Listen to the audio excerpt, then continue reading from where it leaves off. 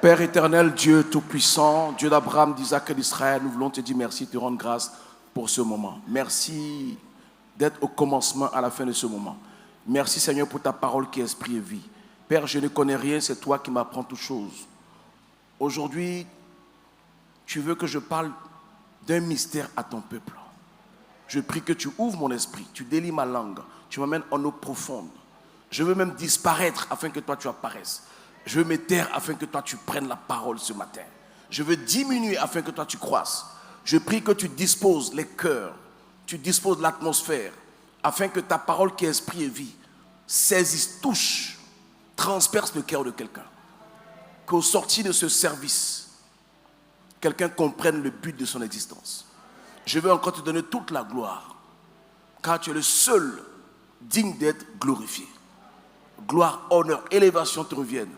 Toi qui es Dieu dans les cieux, qui règne sur la terre pour des siècles et des siècles, c'est par Jésus-Christ, notre Seigneur, notre Sauveur, que j'ai prié. Et que quelqu'un dise 3 fois Amen, Amen, Amen, Amen.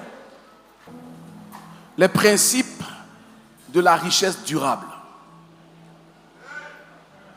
Les principes de la richesse durable. Genèse 30, versets 25 à 35.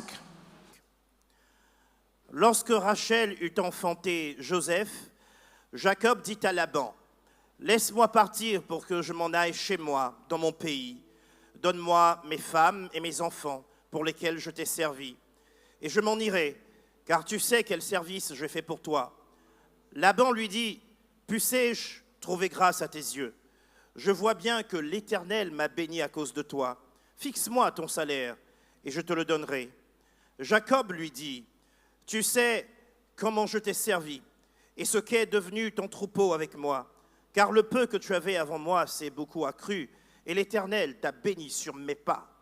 Maintenant, quand travaillerai-je aussi pour ma maison? » Laban dit, « Que te donnerai-je? » Et Jacob répondit, « Tu ne me donneras rien, si tu consens à ce que je vais te dire. Je ferai paître encore ton troupeau, et je le garderai. Je parcourrai aujourd'hui tout ton troupeau, mais à part parmi les brebis, tout agneau tacheté et marqueté, et tout agneau noir, et parmi les chèvres, tout ce qui est marqueté et tacheté, ce sera mon salaire. Ma droiture répondra pour moi demain, quand tu viendras voir mon salaire. Tout ce qui ne sera pas tacheté et marqueté parmi les chèvres, et noir parmi les agneaux, ce sera de ma part un vol. » Laban dit, « Eh bien, qu'il en soit selon ta parole. » Ce même jour, il mit à part les boucs rayés et marquetés, toutes les chèvres tachetées et marquetées, toutes celles où il y avait du blanc, et tout ce qui était noir parmi les brebis. Il les remit entre les mains de ses fils. Genèse 31, versets 1 à 9. Jacob entendit les propos des fils de Laban qui disaient, « Jacob a pris tout ce qui était à notre père, et c'est avec le bien de notre père qu'il s'est acquis toute cette richesse. » Jacob remarqua aussi le visage de Laban, et voici, il n'était plus envers lui comme auparavant. Alors l'Éternel dit à Jacob, « Retourne au pays de tes pères et dans ton lieu de naissance, et je serai avec toi. » Jacob fit appeler Rachel et Léa, qui étaient au champ vers son troupeau. Il leur dit, « Je vois au visage de votre père qu'il n'est plus envers moi comme auparavant, mais le Dieu de mon père a été avec moi. Vous savez vous-même que j'ai servi votre père de tout mon pouvoir, et votre père s'est joué de moi et a changé 10 fois mon salaire, mais Dieu ne lui a pas permis de me faire du mal. Quand il disait, les tachetés seront ton salaire, toutes les brebis faisaient des petits tachetés. Et quand il disait, les rayés seront ton salaire, toutes les brebis faisaient des petits rayés. Verset 9, Dieu a pris à votre père son troupeau et me l'a donné. Avant que je commence, je veux que tu prennes note. Vous devez comprendre que l'argent est une énergie contrôlée par un esprit très puissant. Écrivez ça. L'argent est une énergie contrôlée par un esprit très puissant que les chrétiens appellent mammon. qu'il faut étudier.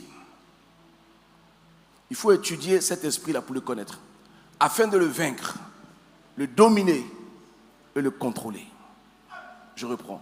L'argent est une énergie contrôlée par un esprit très puissant qu'il faut étudier afin de pouvoir le vaincre, le dominer et le contrôler. Celui qui le respecte peut en faire un allié. Mais celui qui le néglige va trouver en face de lui un adversaire redoutable qui le détruira par la pauvreté ou la misère. Le message est donné sur certains principes. Il y a un constat qu'on fait dans la société. Nous constatons qu'il y a des personnes qui sortent de bonnes familles. Souvent, on voit que la famille était une grande famille. Quand le père décède, la famille perd tout ce qu'elle avait. La famille devient même pauvre. Il y a des personnes qui montent des entreprises qui marchent, qui fonctionnent. Quelques années après, l'entreprise s'écroule. Il y a des personnes qui travaillent dur pour laisser un patrimoine à leur famille. Dès qu'elles décèdent, tout le patrimoine s'écroule. Qui voit de quoi je parle? On voit chez les Occidentaux des familles qui demeurent riches pendant des décennies. C'est-à-dire que le nom de famille même devient une référence des richesses. Qui voit de quoi je parle? Il y a beaucoup de grandes familles comme ça. Les Kennedy, les Rothschild. Il y a plein de familles comme ça. Mais comment ces familles-là font pour pérenniser leur richesse? Donc, si tu te bats pour réussir et qu'après avoir réussi, tu ne sais pas comment garder ce que Dieu t'a donné, ce n'est pas la faute de Dieu. Est-ce que je parle à quelqu'un? Donc, ce mystère-là, on va le percer ce matin. La Bible dit que Jacob, après avoir pris la fuite, va chez son oncle Laban. Et lorsqu'il arrive chez son oncle, il rencontre une jeune bergère très belle. Mais avant de la rencontrer, il a rencontré des bergers, il s'est renseigné sur son oncle. Et on lui a dit, voici sa fille qui arrive. Donc il approche la fille en question, il se présente à elle, il dit que je suis un parent de ton père. Ils se sont embrassés, ils ont pleuré ensemble, tout ça parce qu'ils ne se connaissaient pas. C'était les retrouvailles. Et la fille court, avertit son père que ton neveu est là. Donc il vient, le père l'accueille, il le met dans de bonnes conditions, il reste pendant 1 mois. Après les 1 mois, l'oncle a compris que Jacob ne voulait plus retourner d'où il venait. Il dit, bon, si tu veux rester avec moi, même si tu es mon parent, tu ne vas pas travailler gratuitement. Il faut que je te paye. Donc, il va dire à l'oncle, il dit, bon, c'est vrai. Ce que moi je veux, c'est que tu me donnes ta fille Rachel en mariage. Et pour Rachel, je suis prêt à travailler pendant 7 ans. Ça sera ma dot, tout. Parce que la dot, à cette époque, était très, très chère. Donc, l'oncle ne voit pas d'inconvénient. Donc, il accepte. Sauf que lorsqu'il commence à fonctionner avec Jacob, il se rend compte que Jacob a quelque chose.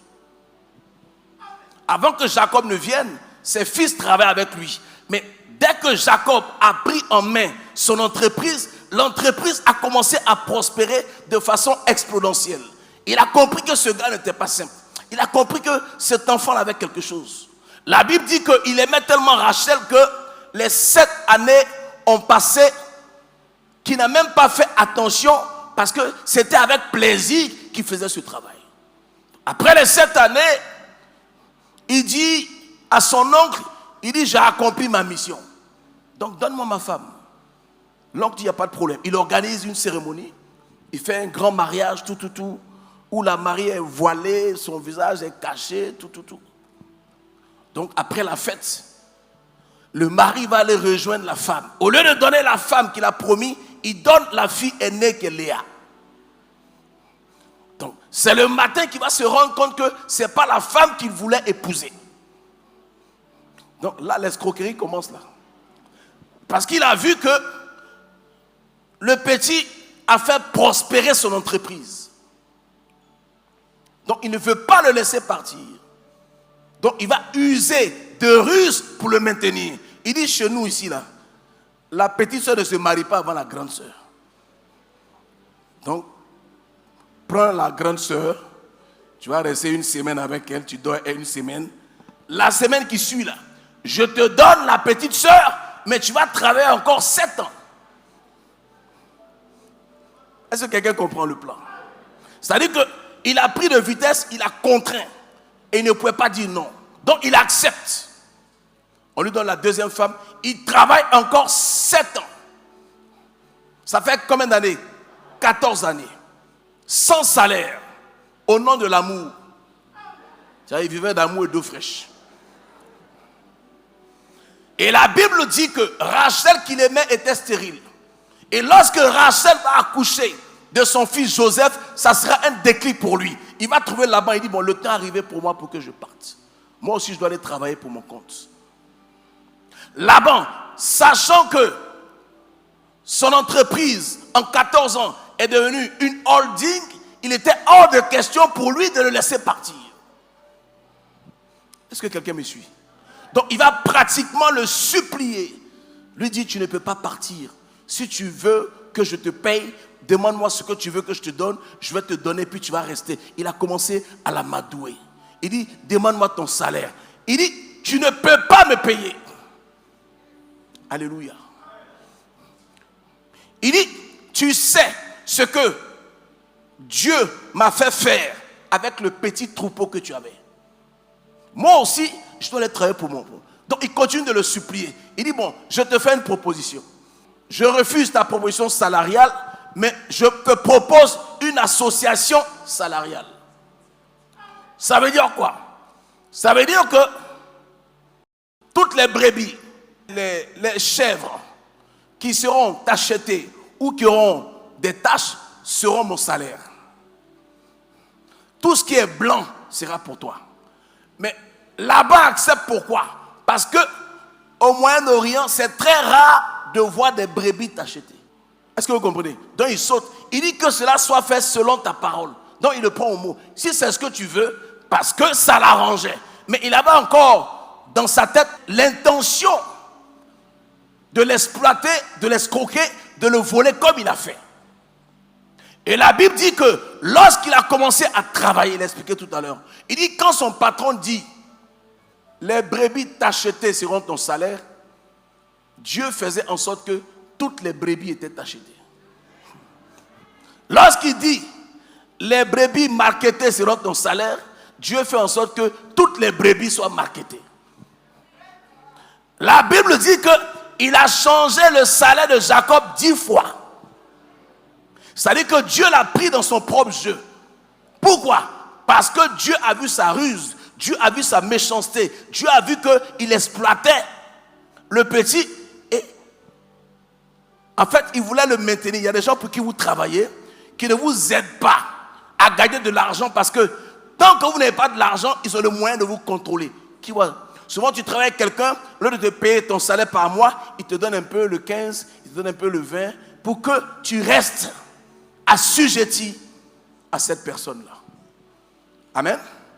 Mais après cette année, on va constater que Jacob est devenu plus riche que Laban. Qu'est-ce qui s'est passé? C'est-à-dire que tout ce qu'il a eu en 14 ans, il a tout perdu en 7 ans, et puis Dieu a donné à celui qui l'a rendu riche. Vous savez, la richesse durable, ce n'est pas un miracle. Ce sont des méthodes, des principes, avec un état d'esprit à cultiver. Je reprends. La richesse durable, là, ce n'est pas un miracle, ce n'est pas sorcier. Il y a des méthodes, il y a des principes. Et il y a un état d'esprit à avoir. Parce que je vous ai expliqué que la pauvreté est un esprit et un état d'esprit. Donc la richesse aussi, tu as besoin d'un état d'esprit pour cultiver, pour gagner. Est-ce que je parle à quelqu'un? Tu peux travailler 20 ans en entreprise. Et puis, à la fin de la journée, il ne te reste rien. Parce qu'il y a une discipline à avoir. Cette discipline qui demande par exemple, que tu épargnes, c'est une discipline. Il n'y a pas de prière pour épargner. C'est une discipline dont tu dois te soumettre. Si tu refuses d'épargner, tu ne vas pas avoir de réalisation. Ça, ce n'est pas les sorciers. Si tu ne respectes pas le principe, l'urgence d'abord, la priorité et l'opportunité. C'est bien. Tu as bien appris ta leçon. Acclame le Seigneur pour toi-même. Amen.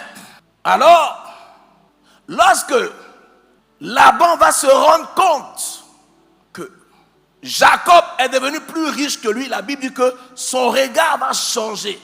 Ses enfants vont commencer à dire que Jacob a volé la richesse de notre père pour devenir riche. Donc ça devient une rumeur, ça crée une mauvaise atmosphère, c'est froid. Donc, il a compris que ça n'allait pas. Mais comme c'est Dieu qui l'a amené là-bas, il attendait que Dieu lui parle. Dieu se révèle à lui. Il dit, je suis le Dieu que tu as rencontré à Bethel. Il est temps que tu retournes. Maintenant, il dit, il se concerte avec ses femmes. Il dit, le temps est arrivé pour qu'on parte tous de chez votre père. Parce que vous savez le service que j'ai rendu à votre père. Jacob dit à ses femmes, vous savez que j'ai servi votre père de tout mon pouvoir. Donc, lorsqu'il dit de tout mon pouvoir, il ne dit pas que j'ai servi votre père comme je peux. Il est en train de lui dire que j'ai servi votre père avec le pouvoir que Dieu m'a donné par l'imposition des mains de mon père. Je reprends. Il dit, j'ai servi votre père de tout mon pouvoir. Donc, en quittant chez son père Isaac, il transportait un pouvoir. Parce que Isaac l'a béni. Il dit que la rosée du ciel et que la graisse de la terre soit ton partage. Mais ça veut dire quoi? Ça veut dire qu'il partait les mains vides, mais il avait un dépôt en lui. Mais avant d'arriver chez Laban, qu'est-ce qui va se passer? À Genèse 28, on va lire Genèse 28, versets 20 à 22, pour ne pas aller trop loin. Jacob fit un vœu en disant, si Dieu est avec moi et me garde pendant ce voyage que je fais, s'il me donne du pain à manger et des habits pour me vêtir, et si je retourne en paix à la maison de mon père, alors l'Éternel sera mon Dieu. Cette pierre que j'ai dressée pour monument sera la maison de Dieu, et je te donnerai la dîme de tout ce que tu me donneras. Alléluia. Donc, Dieu bénit Jacob par le canal de son père. Parce que Isaac est la seule personne qui est née. La Bible dit que Isaac est l'enfant de la promesse. Ce que Dieu a promis à Abraham là, il a déposé en Isaac. Donc quand Isaac est né, Abraham n'a pas prié pour lui. C'est-à-dire que Isaac est le produit de la prière d'Abraham. Donc Isaac, c'est une bénédiction factuelle. Ça veut dire qu'il est né béni. Donc quand il voit que son âge est avancé et qu'il doit mourir, il ne veut pas partir avec cette bénédiction. Donc il veut la transférer à un de ses fils. Donc il choisit Ésaü, mais malheureusement Dieu avait son choix pour Jacob. Donc lorsque Jacob envoie l'offrande qui est un repas, il lui dit, la rosée du ciel et la graisse de la terre seront ton partage. Mais il est en train de lui dire, à cause du fait que tu m'as donné à manger, tu ne manqueras jamais de nourriture. C'est ce que tu sèmes que tu moissons. Parce que Dieu savait que il allait avoir la famine en Égypte. Donc pendant qu'il parlait à Jacob, pendant qu'il baissait Jacob, Joseph était dans ses reins. Il dit, les fils de ta mère se prosterneront devant toi. Or, Jacob n'avait qu'un seul frère jumeau. Est-ce que quelqu'un comprend ce que je dis? Donc, la prophétie était à long terme. Il parlait à Jacob et à Joseph. Donc, il transmet la bénédiction à Jacob. Jacob, en chemin, il arrive quelque part, il s'endort. Il a sommeil. Et quand il a sommeil, il voit un songe. Il est couché, il voit des anges qui montent et qui descendent. Généralement, les anges sont appelés à descendre et à monter. Donc, ça veut dire qu'avant qu'il vienne se coucher dans cet endroit, les anges étaient déjà installés en ce lieu. Pourquoi? Parce qu'avant que lui vienne, son père Abraham est passé là-bas et Abraham a bâti un autel. La pierre sur laquelle il a mis sa tête, c'était les restes de l'autel. Est-ce que quelqu'un comprend ce que je dis? L'autel, c'est le lieu de rencontre avec la divinité. Donc, à cause des restes de l'autel, les anges sont restés sur ce lieu-là parce que ce lieu a été consacré à Dieu. Avant d'aller déclencher la bénédiction que son père avait déposée en lui, il devait tisser une alliance avec le Dieu de son père. Je vous parle d'un mystère. Dieu peut te bénir. Tu peux naître avec la bénédiction. Vous voyez, les enfants, ils viennent, quand ils naissent, on les consacre. On dit des paroles sur ces enfants-là. Mais pour que cette parole se déclenche, il y a un processus. Donc, il voit, il met sa tête sur le chevet de la pierre. Or, ce n'était pas une pierre ordinaire, c'était un autel. L'autel, c'est la plateforme où il y a une rencontre entre l'homme et sa divinité. Donc, cette plateforme-là a fait que Dieu s'est révélé à lui. Mais ce n'était pas son Dieu, c'était le Dieu de son père. Il ne connaissait pas ce Dieu, il se révèle à lui comme le Dieu de ton père, Abraham et Isaac. Ce qu'il a fait comme vœu là, Dieu lui a promis ça en haut. Quand vous lisez le même livre, Genèse 28, il dit si Dieu me protège, ça veut dire que ce que tu m'as promis là, si tu le fais, tu seras mon Dieu. Il dit la pierre que j'ai dressée comme monument, le reste de l'autel sur lequel j'ai mis ma tête là, ça sera la maison de Dieu. Donc il prophétise sur la pierre, il verse de l'huile, mais il prophétise quelques années après. Dieu révèle ça à David pour dire qu'il faut qu'on bâtisse un temple à l'Éternel. C'est la prophétie de Jacob. Voilà comment Salomon va bâtir le temple. À partir d'un vœu qu'il a fait. Comme il n'avait pas d'argent, il n'avait pas de moyens, il fait le vœu. Il dit, si Dieu me protège, Dieu me garde, il me donne à manger, il me donne de quoi me vêtir. Si il me ramène à la maison de mon père, l'Éternel sera mon Dieu. Et à la fin, il dit quoi? Il dit, je te donnerai la dîme de ce que tu me donneras. Donc, tant que Jacob travaillait pour Laban, Laban jouissait de la grâce de Jacob. Donc, quand ils deviennent associés, et que lui, Jacob, il honore le vœu qu'il a fait à Dieu, en respectant son engagement, Dieu le bénit lui. Au départ, Laban était devenu prospère parce qu'il jouissait de la grâce de Jacob. Maintenant, ils ont séparé leurs intérêts. Lui, il a ses intérêts, il a ses dieux. Jacob a ses intérêts, il a son Dieu. La Bible dit que Dieu a vu la méchanceté de Laban contre Jacob. Comme lui, il avait un secret.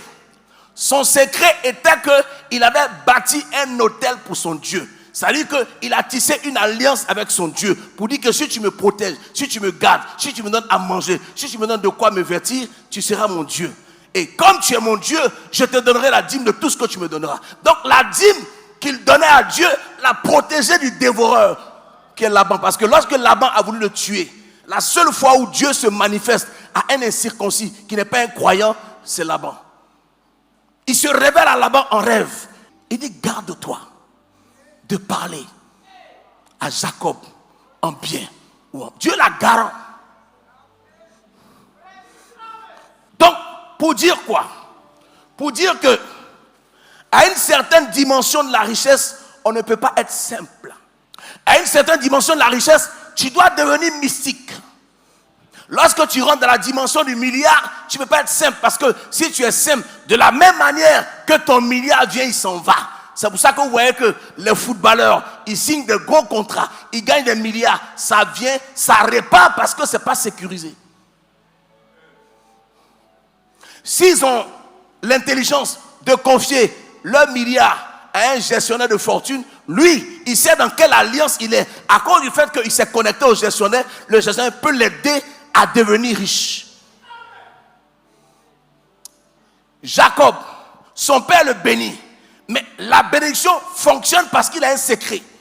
Son secret, c'est quoi? C'est qu'il n'a jamais adoré un autre Dieu que le Dieu d'Abraham et d'Isaac. Ça, c'est un. Tu ne peux pas être en alliance. Une alliance est un contrat qui te contraint. Écrivez ça. Une alliance est un contrat qui te contraint. Donc, quand tu es en alliance avec quelqu'un, tu es contraint d'être loyal à la personne. Donc, si tu acceptes un Dieu comme ton Dieu, parce que quand il arrive, Laban avait ses dieux. Pépé, tu sais pourquoi Rachel n'a pas enfanté du Messie? Parce que Léa, là, c'était elle que Jacob n'aimait pas. Mais c'est elle qui a mis Judas au monde. Pourquoi? Parce que lorsque Jacob s'enfuit avec sa famille, Rachel a volé un fétiche de son père.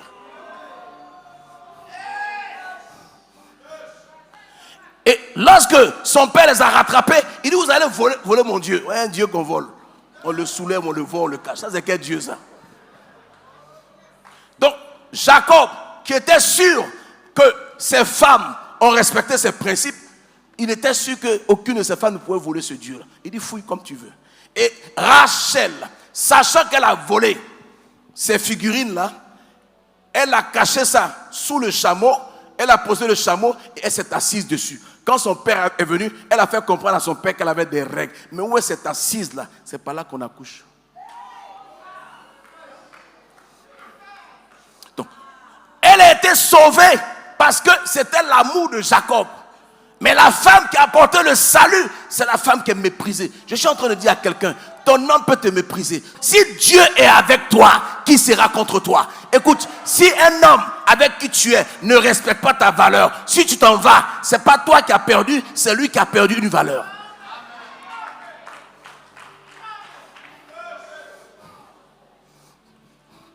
Est-ce que je parle à quelqu'un?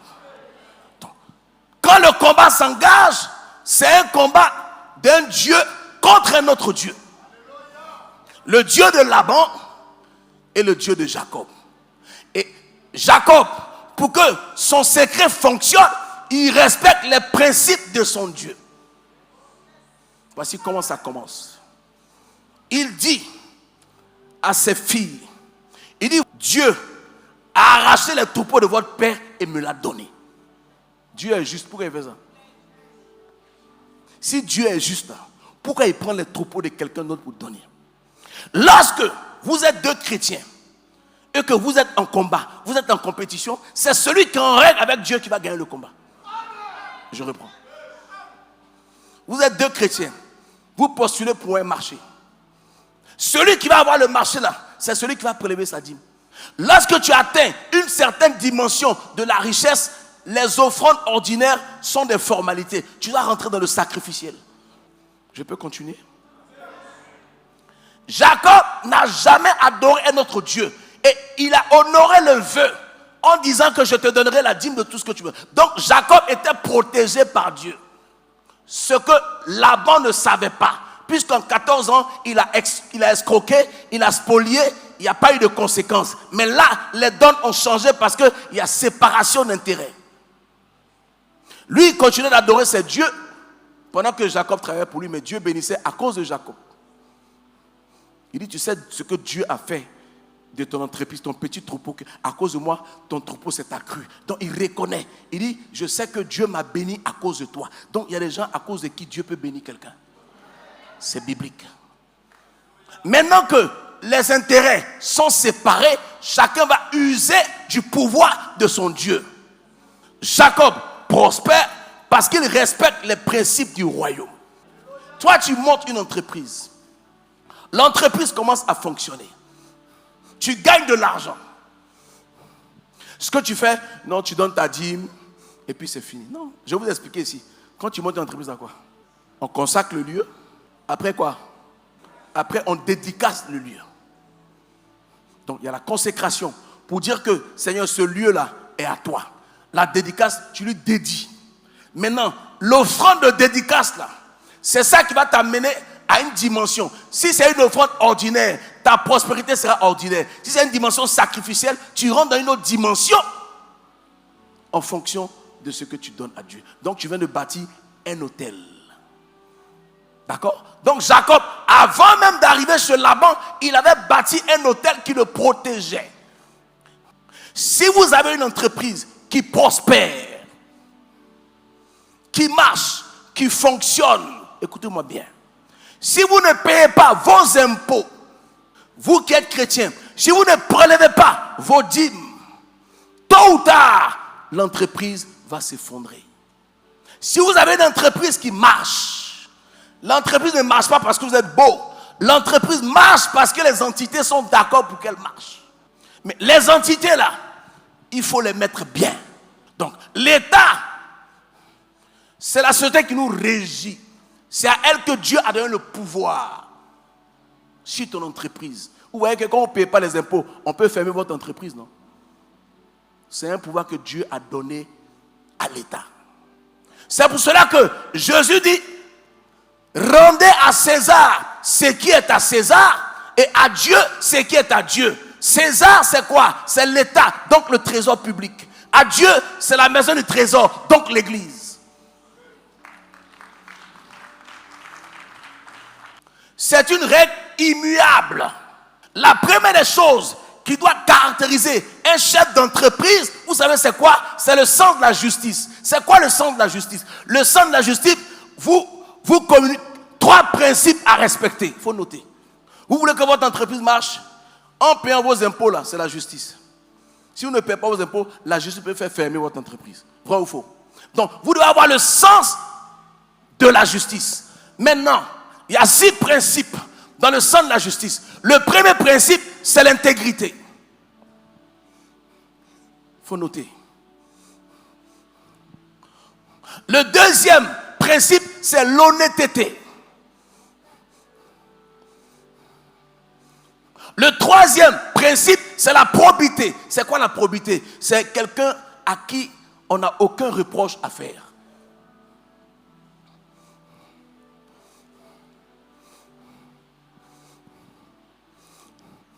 Le quatrième principe, c'est la vérité. L'équité, le cinquième principe. L'équité. Et le sixième principe, la droiture. C'est ça, le fondement, le socle. Vous savez que dans ce que j'ai cité que la justice, là, il y a l'autel. C'est l'intégrité. Maintenant, l'honnêteté. Si vous avez une entreprise et que vous ne payez pas les impôts, vous êtes malhonnête. Et quand vous êtes malhonnête, vous tombez sous le coup de la loi, donc de la justice. Une société qui est basée sur la fraude, tôt ou tard, elle va s'écrouler. On a beaucoup de frères en France qui ont commencé, qui avaient des grandes sociétés de sécurité.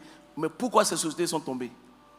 Parce qu'ils trichaient avec les impôts. Ce que tu n'avais pas avant, Dieu te donne. Le peu que tu dois donner à l'État, tu ne donnes pas. Le peu que tu dois donner à Dieu, tu ne donnes pas. C'est quoi ton fondement? Sur quoi tu es assis? Vous voyez dans les cartels de drogue là, vous voyez comment les gens s'entretuent? Même si tu voles 1 gramme de cocaïne, vous savez pourquoi? Parce que dans ce secteur d'activité, il n'y a pas de malhonnêteté. Si tu es malhonnête, c'est au prix de ta vie. C'est pour ça que Jean 10 dit quoi? Il dit le voleur ne vient que pour dérober, égorger et détruire. Le voleur, il vient dérober. Donc, si toi, tu as une entreprise et que tu dérobes, tu es un voleur. Dérober, égorger. Quand tu as une entreprise et que tu as escroqué quelqu'un, on dit quoi? Il a mis dans sa gorge, il est égorgé. Quand tu as une société et que toi-même tu voles ta propre société, tu la détruis. Le voleur ne vient que pour dérober, égorger et détruire. Il dit, moi je suis venu afin que mes brebis aient la vie et qu'elles soient dans l'abondance. Mais la vie en abondance est accompagnée de plusieurs principes. C'est d'apporter à la maison du trésor vos dîmes afin qu'il y ait de la richesse dans ma maison. Il dit quoi? J'ouvrirai les écluses des cieux et je répandrai la bénédiction en abondance. Donc, ton entreprise n'a pas vécu longtemps, n'a pas duré parce que tu n'es pas honnête. Or, ça fait partie des 6 principes qui nous donnent la justice. Si tu voles l'État, tu n'es pas honnête. Si tu ne prélèves pas ta dîme, tu n'es pas honnête. Parce que quand je dis tu ne payes pas les impôts et que tu ne payes pas la dîme, je parle de la dîme de l'entreprise, je parle des impôts de l'entreprise. La dîme que tu donnes là, ça c'est la dîme de ton revenu mensuel, de tes entrées que tu gagnes. Mais l'entreprise que tu as montée là, son fondement là c'est quoi? Celui qui bâtit sur le sable là, qu'est-ce qui se passe? Ça s'écroule. Ouais, cette église là, la profondeur, c'est plus de 10 mètres de profondeur. Donc, la bâtisse tient parce que ça bouge. Hein. On a bâti ça sur 500 ans. Ça bouge. Donc, si le fondement, plus il est profond, plus ça dure. Maintenant, toi, ton fondement, ta société, ton entreprise, tu l'as bâti sur quoi? Une entreprise qui te fait gagner de l'argent. L'argent que tu n'avais pas avant. Maintenant que tu as, tu es gourmand. Or, si tu ne donnes pas la part de l'État, tu ne donnes pas la part de Dieu, ça fait de toi un cupide. Or, quand tu es cupide, rien ne peut te protéger. Maintenant, les personnes, les grosses familles qui sont riches et dont la richesse perdue, c'est quoi leur force? Leur force, c'est leur adoration. Ce que ces personnes-là font comme sacrifice, vous les chrétiens, vous ne le faites pas. Souvent, je vois les chrétiens qui me font rire.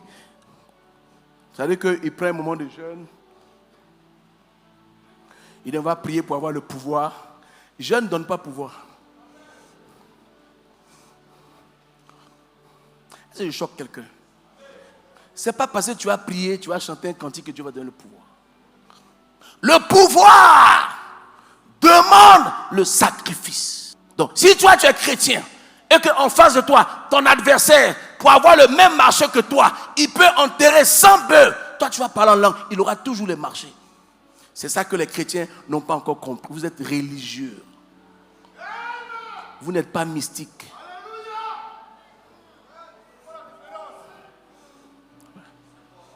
La différence, c'est que celui qui est mystique comprend les mystères du monde invisible.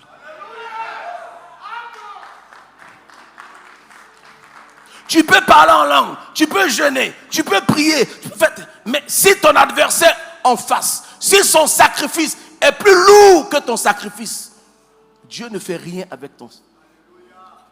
Voilà. Pourquoi vous voyez que les grandes familles, là, écoute, des gens qui peuvent faire sacrifice humain. Toi, tu peux faire sacrifice humain? Toi, tu ne peux pas. Lui, il n'a pas de scrupules. Lui, il peut tuer albinos pour avoir l'argent. Toi, tu ne peux pas. Il a un avantage que tu n'as pas. Mais grâce soit rendue à Dieu de ce que Dieu a fait de toi, ton Dieu, l'agneau immolé comme le sacrifice de rachat. Maintenant, le sacrifice de Christ à la croix, là, c'est un sacrifice salutaire. Ce n'est pas un sacrifice pour les affaires.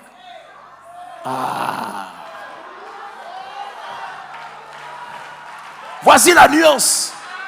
Christ est mort à la croix, pourquoi? Pour que toi et moi, nous soyons sauvés. Ce n'est pas pour que tu sois riche. La Bible dit que de riche qu'il était, il s'est fait pauvre afin que nous fussions enrichis. Mais pourquoi tu ne l'es pas? Parce que tu n'es pas passé de l'autre côté qui va te faire récupérer la richesse qu'il t'a promise, qui est la dimension sacrificielle. Le 31 décembre, là, l'offrande sacrificielle que tu donnes, là, c'est ce qui détermine ton année. Mais ton offrande sacrificielle ressemble à une offrande ordinaire. Donc ton année sera quoi? Ordinaire. Ce n'est pas de la sorcellerie. Hein? Ce sont des principes, des méthodes, un état d'esprit à cultiver. Vous ne pouvez pas être des hommes d'affaires et puis puiser dans la société pour vivre au quotidien. C'est une discipline à avoir. L'argent de la société ne t'appartient pas. Quand tu es chef d'entreprise et que ta société fonctionne, tu te fixes un salaire. Le reste, c'est pour la société, ce n'est pas pour toi. Pourquoi les grandes familles demeurent riches? Je vais vous expliquer. Parce que les grandes familles vivent de leur rente.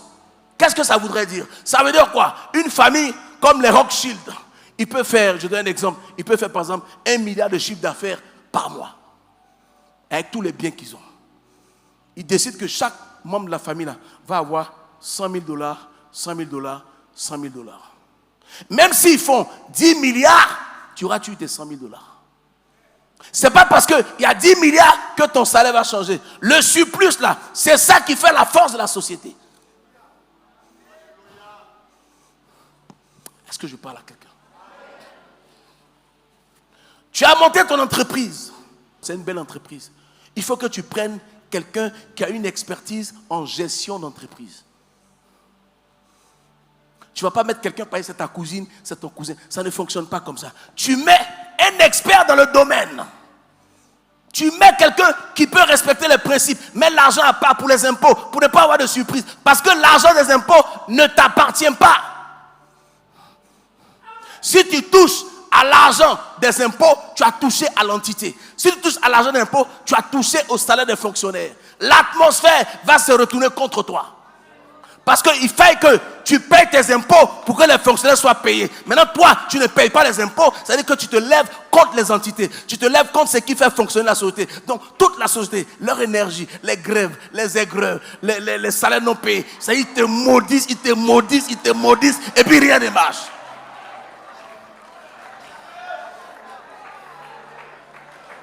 Le son est bon? Je parle fort.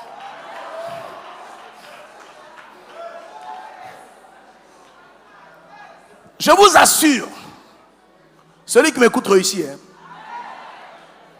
tu dois payer tes impôts. Parce que les impôts là, c'est pas ton argent. Tu dois prélever ta dîme. La dîme là, c'est pas pour toi. Si tu mélanges ta dîme avec ton argent, la dîme détruit ton argent.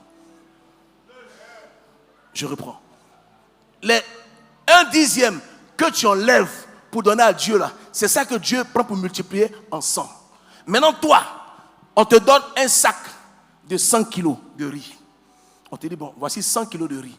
Mais toi, enlève 10 kilos comme une sémence. On va replanter pour que tu aies 100 kilos. Toi, on te donne les 100 kilos, tu bêtes tout. Même le sac là même, tu déchires et puis tu jettes à la poubelle. Bon, quand tu as fini de manger là, avec quoi tu vas reproduire les 100 autres kilos à venir? Voilà pourquoi les entreprises s'écroulent. Tu as ton entreprise, prends une bonne comptabilité qui va gérer ton entreprise. Même si ton entreprise te rapporte des milliards, des millions, des centaines de millions, tu ne manges pas tout. Tu te fixes un salaire. Tu vis en fonction du salaire que tu gagnes. Tu prélèves ta dîme en fonction du salaire que tu gagnes. Maintenant, à la fin de l'année, quand tu fais ton bilan, tu fais ton chiffre d'affaires, ce que ça t'a rapporté, le bénéfice dedans là, tu dois donner la dîme. Si tu ne donnes pas la dîme, ton entreprise va s'écrouler. Tu peux faire ce que tu veux. C'est une loi immuable. Quelqu'un peut ne pas être chrétien. Il a sa société. Il ne prélève pas sa dîme comme toi. Et puis sa société marche. Pourquoi? Parce que ce que lui donne à son Dieu là est plus élevé que ce que toi donnes à ton Dieu. Vous voyez souvent des gens qui ne sont pas à l'école, qui sont milliardaires. Logiquement, ça n'a pas de sens. Ce n'est pas possible. Mais il est appuyé sur quelque chose qui lui fait gagner. C'est son autel. Le lieu de rencontre avec sa divinité.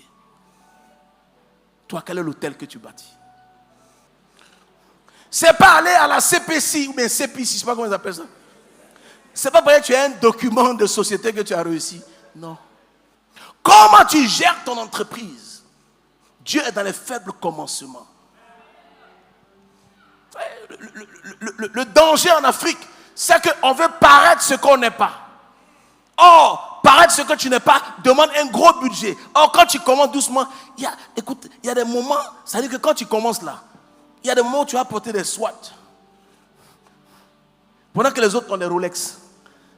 Mais toi, tu commences, l'autre a Rolex, toi aussi tu veux porter Rolex. Mais on n'a pas commencé ensemble. Vous n'avez pas le même âge. Il a travaillé. Si vous êtes chrétien, soyez honnête. C'est un conseil que je vous donne. La Bible dit que il n'y a rien de caché qui ne sera découvert. Si vous êtes chrétien en société, soyez honnête. La Bible dit que Jacob dit à ses femmes que Dieu a pris le troupeau de votre père, il me l'a donné. Est-ce que c'est biblique? Ecclésiaste 2, verset 26. Je vous assure que c'est tellement facile d'être riche que les gens sont pauvres. Je reprends. La richesse a des principes, a des méthodes, a des valeurs qu'il faut avoir. Si tu n'as pas, tu ne seras jamais. Tu vas avoir l'argent, mais tu ne seras pas riche. C'est pas pareil. On gagne l'argent, on devient riche, après on est fortuné. Allons-y.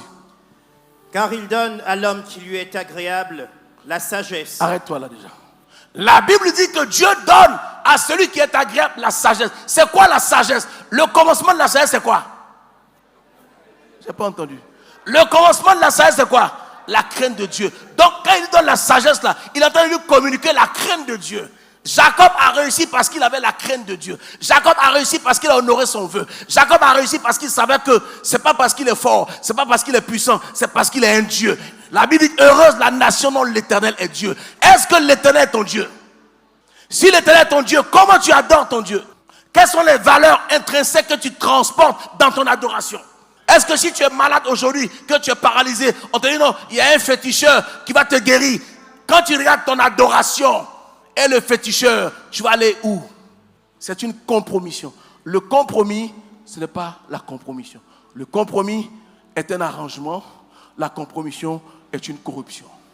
Le problème, c'est qu'on aime Dieu, mais on se préfère à Dieu. Quand ça touche nos intérêts, on met Dieu de côté. La sagesse, la science.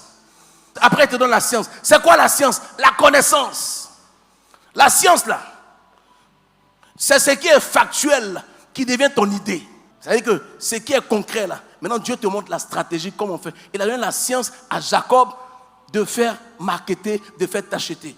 Dieu lui dit, bon, prends les feuilles là, tu mets, fais comme ça. C'est la science qu'il a inculquée à Jacob qui a fait que... Parce que le troupeau ne sait pas t'acheter seul. Hein.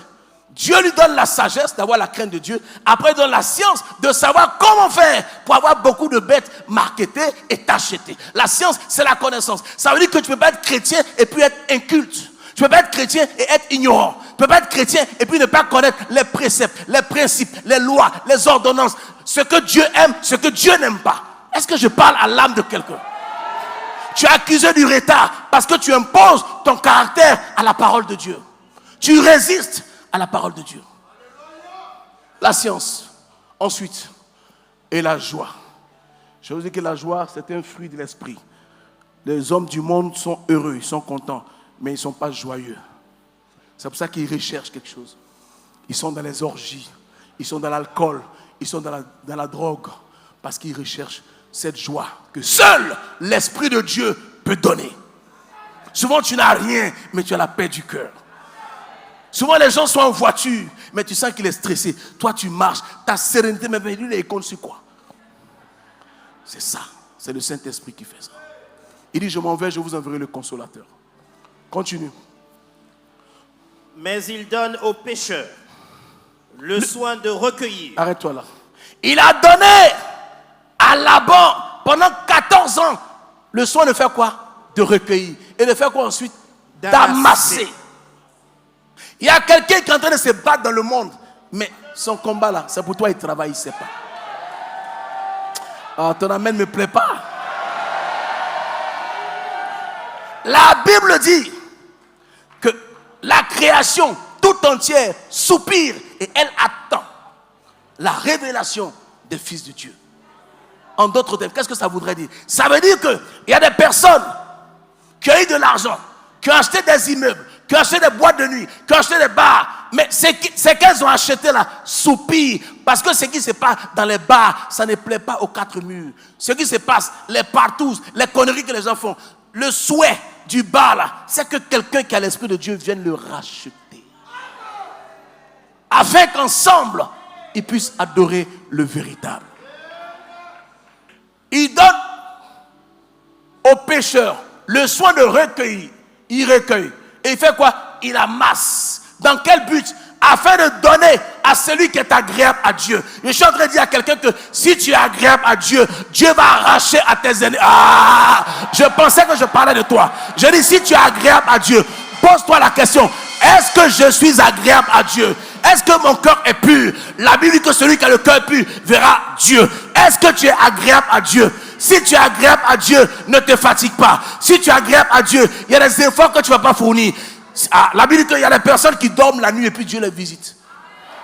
Il y a des gens qui se lèvent le matin pour aller se chercher et se perdent. Toi, c'est dans ton sommeil que Dieu dit, Dieu te visitera cette nuit. J'ai dit, Dieu te visitera cette nuit. Parce que tu es agréable à Dieu. Parce que tu plais à Dieu. Parce que ton adoration plaît à Dieu. Parce que tu viens à l'église. Parce que tu aimes l'œuvre de Dieu. Parce que tu aimes le plan de Dieu. Parce que tu aimes les choses de Dieu. Parce que tu aimes la dimension de Dieu. Tu aimes le monde spirituel. Tu adores Dieu, tu es fan de Dieu, tu es amoureux de Dieu. Tu dis Seigneur, tu es l'amour de ma vie, tu es ma raison de vivre, tu es la personne pour laquelle j'existe. Tu es un adorateur véritable.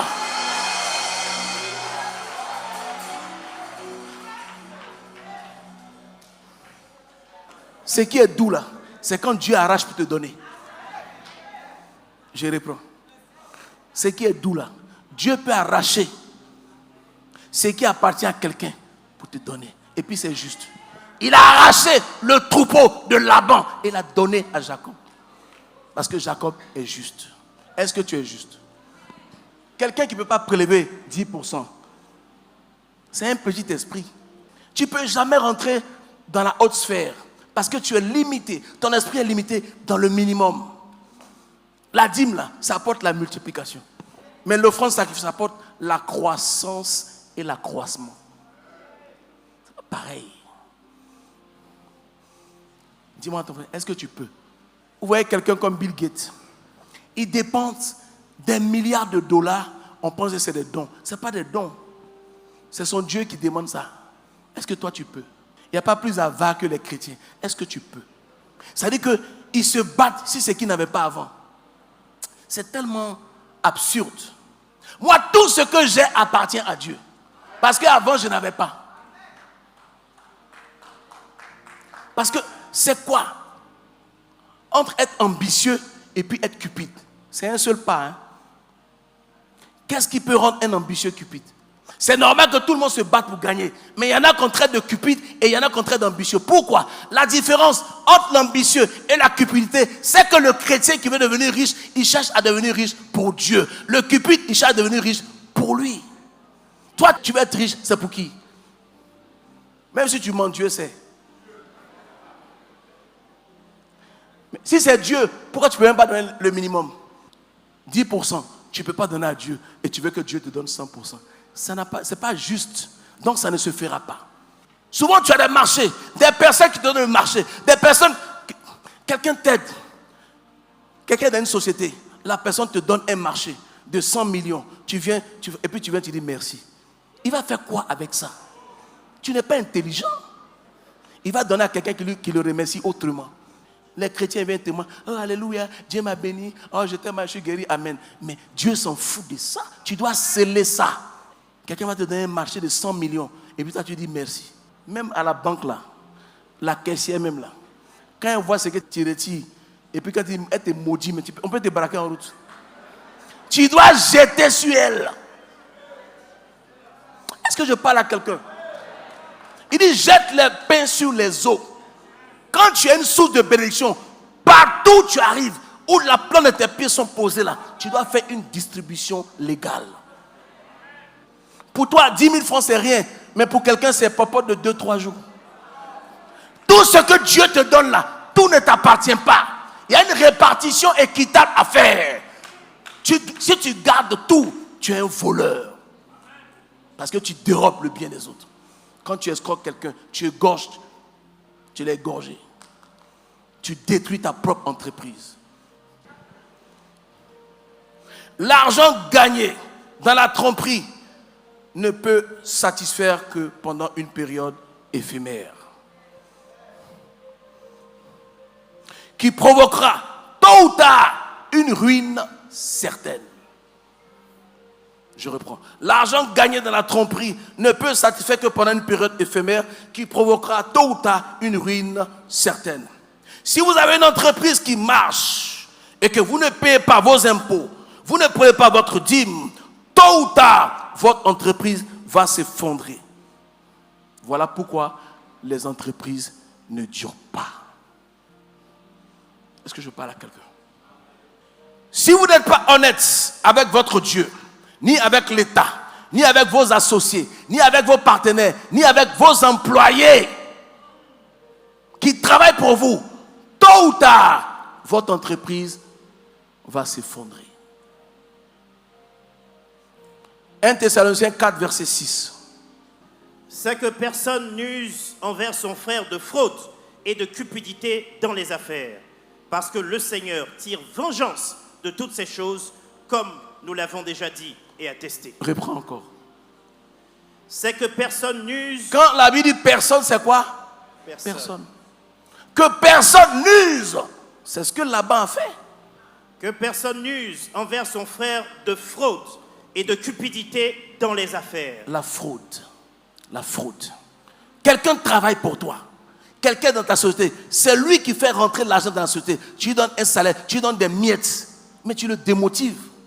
Même si Jacob a dit à Laban que je vais travailler 7 ans pour toi. Mais il y a des budgets de motivation. Il y a des choses en plus, salaire que tu donnes pour motiver la personne. Tu donnes le carburant, tu donnes une voiture de service. Il y a des mesures d'accompagnement qui vont avec le travail que la personne fait. Mais toi, tu gagnes des millions. Et puis toi, tu ne donnes rien à la personne. Tu dis non, ton salaire te suffit. Ce salaire ne suffit à personne. Le salaire a été créé pour vivre 30 jours.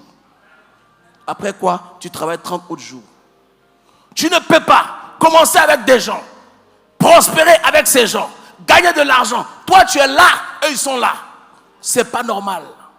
Si ces personnes-là murmurent, si elles se plaignent, tôt ou tard, ton entreprise va faire quoi? Va s'effondrer. Dieu use vengeance. Donc Dieu a vengé Jacob parce que Laban était un homme méchant. Il était très méchant et il était malhonnête. Il était malhonnête. En société, il ne faut pas être malhonnête. Même dans le milieu de la drogue, la mafia, ce qui fait que ce secteur fonctionne, c'est l'honnêteté. Si tu es malhonnête, c'est au prix de ta vie. Si tu voles même 1 gramme de cocaïne, le parrain va te faire tuer pour ne pas qu'on lui dise non, lui là, c'est un gars où on l'a doublé. Donc, à cause de sa réputation, il te prend comme cas d'école. Donc, si vous voulez prospérer, soyez honnête. Envers vous-même et envers les autres. Lorsqu'un banquier fait un détournement dans une banque, il ne peut plus jamais travailler en banque. Pourquoi? Parce qu'il a terni son image et il a gâché sa réputation. La Bible dit que la réputation vaut mieux que l'or, que toutes les richesses de ce monde. Quelle réputation tu veux connaître de toi? Je disais à quelqu'un, si tu es une femme, tu as 3 gars, tu as 4 gars, tu as 5 gars, toi seul. En fait, ce que tu ne sais pas, c'est que tu as une maladie mentale. Tu ne sais pas. Une femme ne peut pas être 5 gars en même temps. C'est-à-dire qu'elle s'est quintuplée. Ce n'est pas normal. Tu es malade, mais tu ne sais pas. Parce que on dit, hey, j'ai busy. Tu peux gérer busy, mais tu seras fané. Tu peux gérer busy, tu vas avoir le sida. Tu peux gérer busy, ton nom est gâté. Qui va t'épouser? Qui va épouser Poclé? Qui va épouser Poclé? La réputation. La réputation. Si tu es une femme légère, on va te prendre à la légère. Quand un homme est avec toi, il doit être fier de sortir avec toi. Mais tu sois une femme et tu ne sais pas.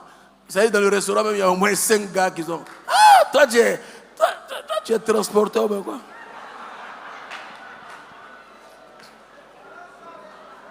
Lorsque tu auras tout bravé pour atteindre le sommet, on te dira bravo. Alors, ne baisse pas les bras. Que Dieu vous bénisse.